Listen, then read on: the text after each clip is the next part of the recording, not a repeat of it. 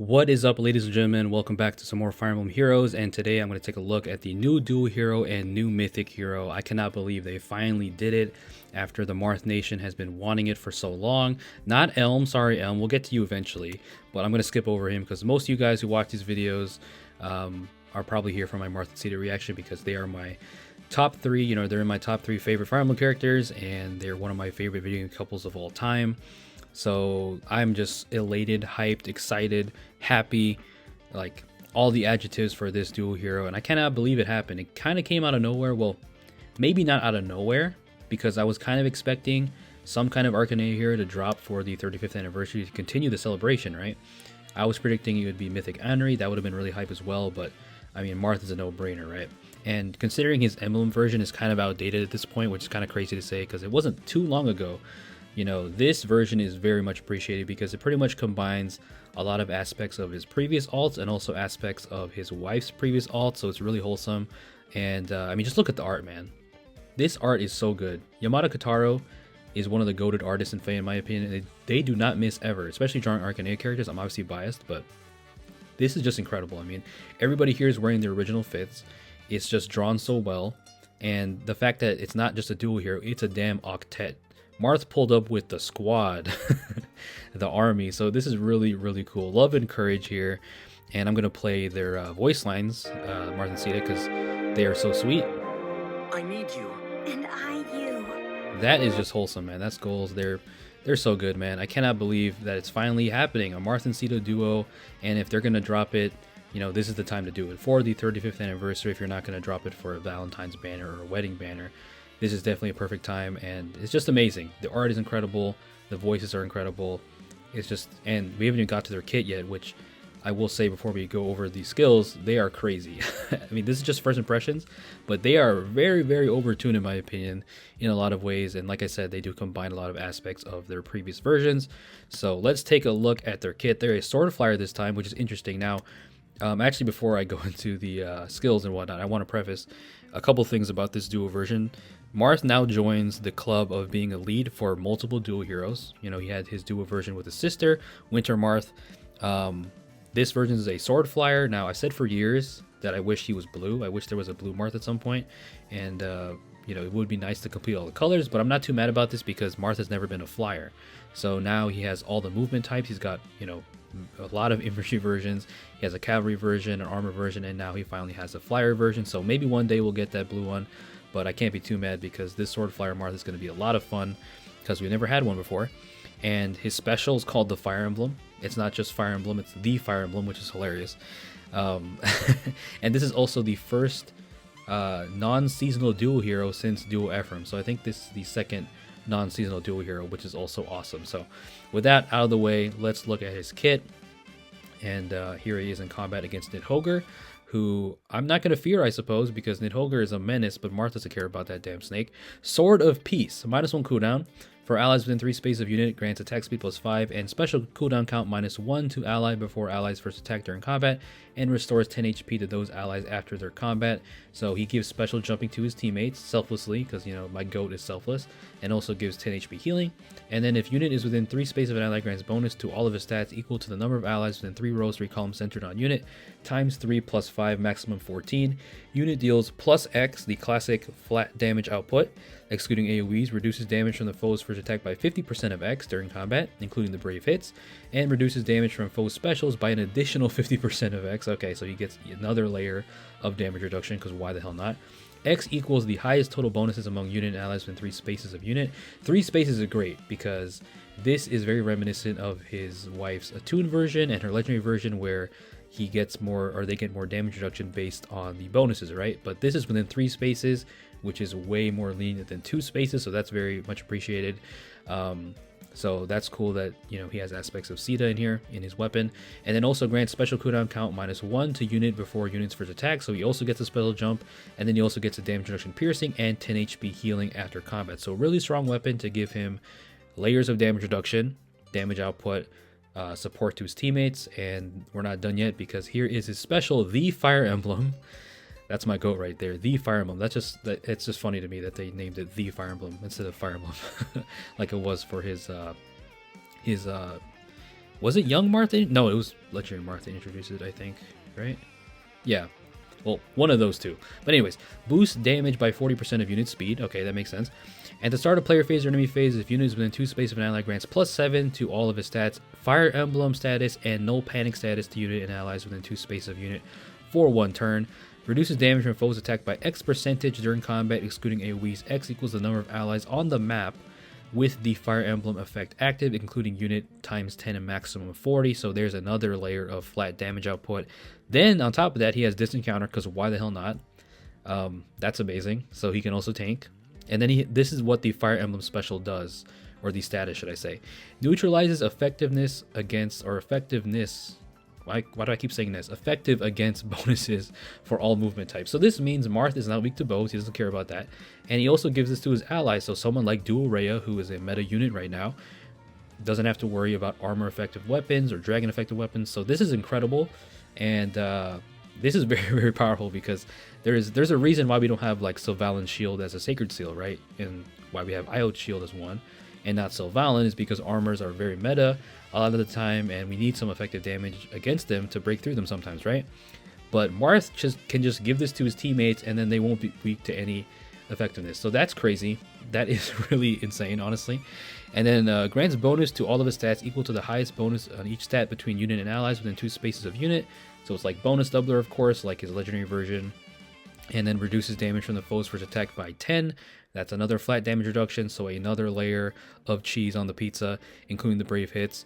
So the Fire Emblem special, amazing support, and no panic also is really nice, because you can already tell where his kid is going to go, where, I mean, he was already basing on his team's buffs and his buffs, and similar to his brave version, he's going to, you know, thrive off that. So no panic is going to counter anything that tries to counter him, so that's really good. Blue Skies 4, this came out on Emblem Erica, very strong skill that gives you flat damage and damage output, so that's even more for Marth, and he was already strong enough. So you have this, which is incredible, also gives you the Canto, which is very good for a flyer, of course. And then Shield of Hope is his PRFB. This is the icing on the cake, ladies and gentlemen. I love the icon, first and foremost. That is beautiful. Marth and Caeda looking up. I love it when they actually put effort and make the PRF skills and icons really pop and shine. I mean, that's a really nice touch right there. I love that. So Shield of Hope, -5 attack speed defense on the foe. No follow-up, right? That makes sense.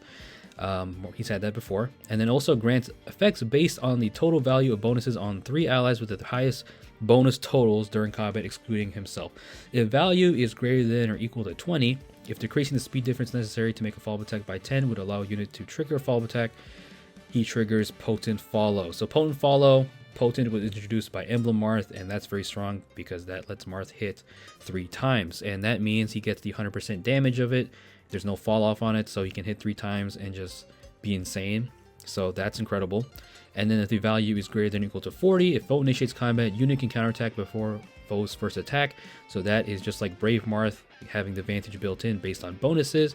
So that's amazing because he's a mixed phase flyer. I mean, it's pretty obvious he was with the distant counter built in, but he can not only initiate and hit like a truck and just survive a ton of hits with all the damage reduction, he can also Vantage Sweep. And I know Vantage is very niche nowadays, it's not too common anymore, but it does have its place sometimes when there isn't Hardy Bearing, and Marth right here can pull that off with amazing damage output. So he has Vantage built in, obviously conditional, but that's really good.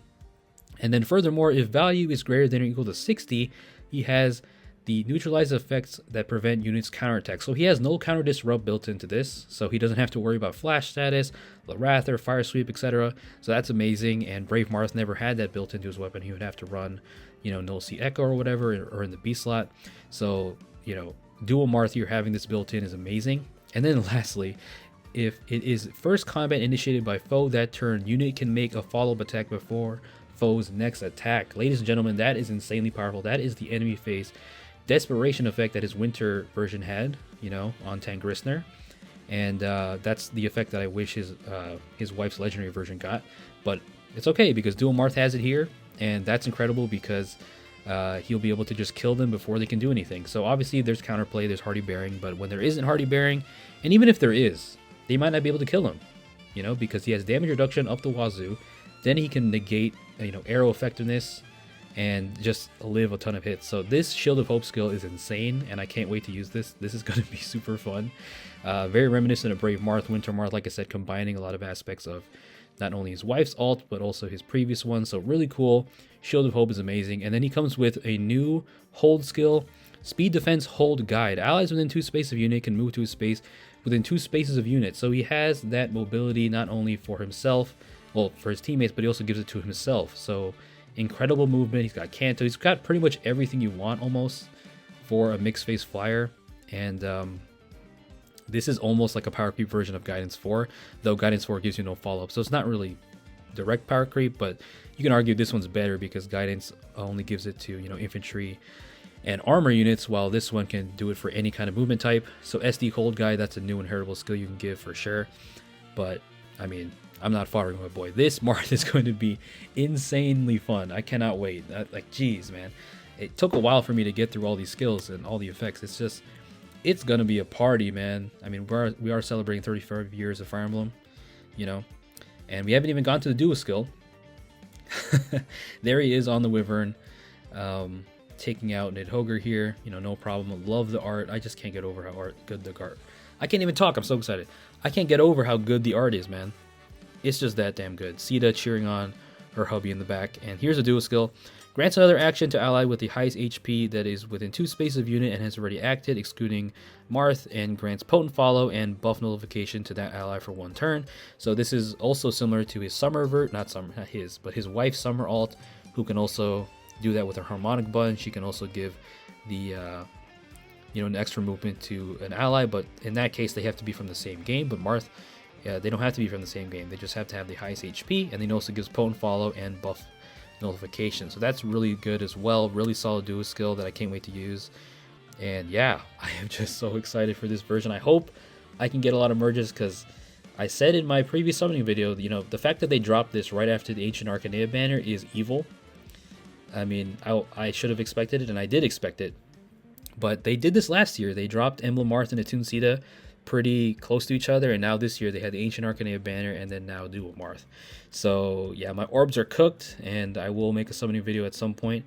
I don't know when, but I will get to it eventually, and hopefully get a lot of merges for Marth here. Even though he is color sharing, it's going to be tough, but he's going to be color sharing with Elm, which I'll get to.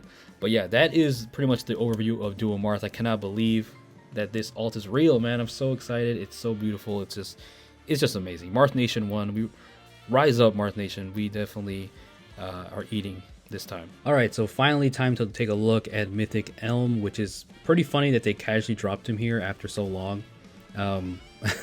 Fafnir fans on Suicide Watch, I'm so sorry, but Elm is here, and he is kind of like the second coming of Embla. He's gonna be pretty insane as an Astra Mythic, which I'm pretty sure he is, right? Are my eyes deceiving me? Let me just double check. Yeah, he's an Astra Mythic. An Astra red flyer, and this dude is going to be really strong for sure. I would love to get a copy of him. I mean, I probably will because he's color sharing with Marth, but Jaws of Closure is his weapon, -1 cooldown. When unit is in combat, foe's savior effects will not trigger. So right off the bat, that's what I mean by second coming of Embla, because Embla had the status of undefended, and that was a status that she had to trigger within a range, and it had to trigger at the start of turn. But with Elm here, he doesn't care. There's no trigger for it.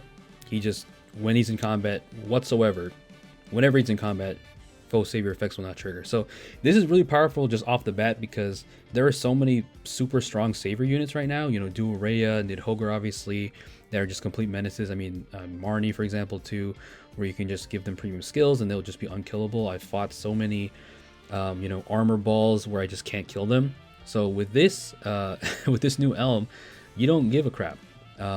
And then also he inflicts undefended on closest foes within 5 spaces of unit through their next action after unit acts, if Canto triggers after Canto. So not only will he negate it for himself, but he can also inflict that for his teammates, so that's amazing. And then for foes within 3 rows, 3 columns centered on unit, inflicts -5 to all their stats and reduces, he has a damage reduction piercing. At the start of combat, if he's alive, grants a bonus to all of his stats equal to 15% of his speed at the start of combat, and deals flat X times 8 damage. X equals the number of foes within 3 spaces of target, including target, and reduces damage from foes first attack by X times 6. So we're doing equations again. You'd love to see it. Including target, maximum 4, including the brave hits. So he gets flat damage output and also flat damage reduction from the foe's first attack. And then at the start of turn, you can move an extra space. Of course, the standard effect and they +2 attack that flyer beasts get. And the nimble beast, we've seen that before, of course. That makes a lot of sense because he's going to be a speedy nuisance. And then new opening is his A slot. If unit can transform, transformation effects gain. If unit is within 2 spaces of a beast or dragon ally, or the number of adjacent allies other than the beast or dragon allies less than or equal to 2, as a trigger condition. If defending an Aether Raids at the start of enemy turn 1, if conditions for transforming are met, unit transforms. If unit is transformed, or if foe's HP is greater than or equal to 75% at the start of combat, he inflicts or grants +9 to all of his stats, neutralizes if he's null guard, and he also deals another round of +X flat damage output, excluding from AoEs, and then also has another round of flat damage reduction, reduces damage from foes for attack by X during combat, including the brave hits, and reduces damage from the foe's specials by an additional X. So he's going to be really, really tanky, more tanky than I expected, honestly. By an additional X equals the number of spaces from start position to end position, so he has like kind of a clash effect there, and then also has 7 HP healing. Bestial agility, which we've seen before, that gives him no follow-up, and then he has preempt screech. Inflicts speed. Is this inheritable? Yeah, this has the gold border, so it is inheritable, right? Speed defense -4 on the foe, disables skills of all foes, including foe in combat, and grants special cooldown count -1 to unit before unit's first attack during combat. So you have special jumping and feud status. So this is really strong because just like Embla had, she also has the feud status, so it negates any kind of support for the ally, or not the ally, sorry, the opponent that you're facing. So whenever Elm is going to initiate on someone, they are not going to be able to get support from like close guard or drive skills, for example, because he disables all the skills of all foes, excluding the foe in combat. So it's a bit weird phrasing, but it's basically like the feud effect, so hopefully that makes sense. But yeah, Preempt Screech also giving him the special jump is amazing. So he's going to be insane on offense because, again, he just negates saves, and, saves are meta right now. Again, so, yeah, he's going to be, if you're a really competitive Aether Raids player, I think he's going to be a must-have just to get rid of all those armor balls. Now, not every team does that because there are teams that just, overload your space and don't give you any space to move with, like, Emblem Celica and whatnot, and, Emblem Lyn, obviously, and Emblem Sigurd with just incredible range. But the Chaos Season exists, and you can put Elm on your defense as well, so the other, the opponent can't even use their saves on offense. So that's also really strong. So Elm is going to be meta for sure, I think. And, yeah, he's going to be crazy. Yeah, hinders foe savior effects and destroys foes that gather, and can be used as a reinforcement. So he's going to be really, really strong. It's just funny that they dropped him here so casually with Duo Marth, but I guess better late than never, right? Kind of like Freyr when he dropped. So there's Elm, and congrats Elm fans, Fafnir fans, I'm so sorry, but hopefully you'll get your time one day. Alright, so let's take a look at the rest of the heroes on the banner. We have Legendary Male Robin, we have Haether, I think that's how you say her name. I could be wrong. I could be completely butchering it, so I'm sorry if I am. We have Mythic Golvig. We have Legendary Camilla. We have Hris Velgar, Elfin, okay. Idane. Who else we got? We have Legendary Aera, Athos, and Rearmed Nell. I think she's the last one. Yep. So this banner has some really good units, but also a few duds for most people. So red is obviously the best color and the most stacked one because you have my boy Duo Marth and my queen Caeda, and then you have Mythic Elm. Mythic Elm is, I'd say Duo Marth is more useful for content in general. Obviously Elm is tailored towards Aether Raids, but Elm can still be useful for just negating saves. It's insane with what he can do in Astra season, so he's really going to be meta there. But I think Marth is also going to be meta in his own way across all the modes, I feel like. So hope I can get a lot of copies of him because he's going to be so much fun, and I am glad that at least he's color sharing with him and Legendary Aera. So Legendary Aera, I said it before, she's kind of Emblem Marth walked so she could run. That's how I'm going to put it, because she pretty much power crept Emblem Marth in pretty much every aspect. So she is an amazing sword of infantry. She's arguably, the best one. I'd say Brave Felix is still better, I feel like, but she's right up there with him. So Legendary Aera has amazing fodder as well. She's really strong. So red is incredibly powerful with its 3 units in there. And then the second best color I'd say is blue, because you have Rearmed Nell, who has amazing fodder. Overall, as a rearmed hero, has the value with the skill duplication, and she's also pretty strong in her own right. And then you have Athos, who is an amazing mythic for support. He's really hard to take down. He's really bulky when he has teammates. He hits incredibly hard, so he's really good.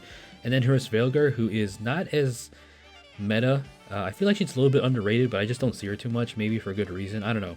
I feel like she does hit really, she does have the damage and stuff, but she's just not that common of a mythic, unfortunately. So, but you know, she has good fodder for beast units, and she can be pretty good if you do invest into her and try to use her, I guess. And then the next best color I'd say is green. You have Legendary Robin, who's outdated. He's waiting for a refine at some point, and then you have Gold Serpent Girl, who is not the best mythic, but Gold Serpent can be useful for sure. And then you have Legendary Camilla, who I guess can be good in some matchups, especially if there's no Breath of Life, but she does struggle killing a lot of the modern tanks nowadays. She was meta for a while. And then Carlos is kind of a dud, unfortunately. You have Edane, who I don't even remember what she does with her staff, unfortunately. I'm sorry. I'm sure she can do some good things, but I feel like, I mean, in order to be like a really good staff unit, you have to do a lot of crazy things. And I feel like she doesn't. I don't know. Maybe I just don't see her too much. But Elfin, he's kind of in the same boat. He's not the greatest refresher or bard, but he does have his use. And then Golvig has been outdated for a long time. She's unfortunately not a great mythic. She just gets killed really easily, but if you're trying to get merges for her, I guess you can go for them. So red is easily the best one, blue second best, green third, and then Carlos last. So yeah, that is the banner. And Marth Nation, how are you feeling? I know I am feeling hyped as hell. Like, I was struggling to talk in this video as I do when my favorites get ults. I mean, and I might have forgotten some things, or you know, missed some things in his kit, like I did with Caeda and Lind when she dropped a couple years ago in 2023. I missed some things, but you know, that's the point of these videos. I'm not trying to get everything perfectly, you know, I'm just first impression reacting to things. So but yeah, Dual Marth is amazing. I can't believe it, man. I've said it so many times in this video, I feel like, but I am so grateful. And it's like the suffering from success meme, honestly, as an Arcanea fan, because they have done a really good job with Arcanea in FEH overall. You know, there's still some characters that I think deserve ults and whatnot, and there's a few things that I wish were different, like Fina not getting a weapon refine with young Marth. But overall, Arcanea gets a lot of love in FEH, and I'm definitely not taking for granted, you know. Really nice to be a Marth and Caeda fan right now, and Arcanea fan. So, and yeah, it's gonna be fun to summon for them. Hopefully I don't get a million elms, that would suck. So I will make that summoning video at some point, hopefully. And if you guys are summoning on this banner, I wish you luck as well. So yeah, that is the Marth and Caeda duo hero. It's finally here, and they are beautiful. So enough of my rambling, enough of my nerding out. Leave a like if you guys enjoyed. Please stay safe out there. Peace out.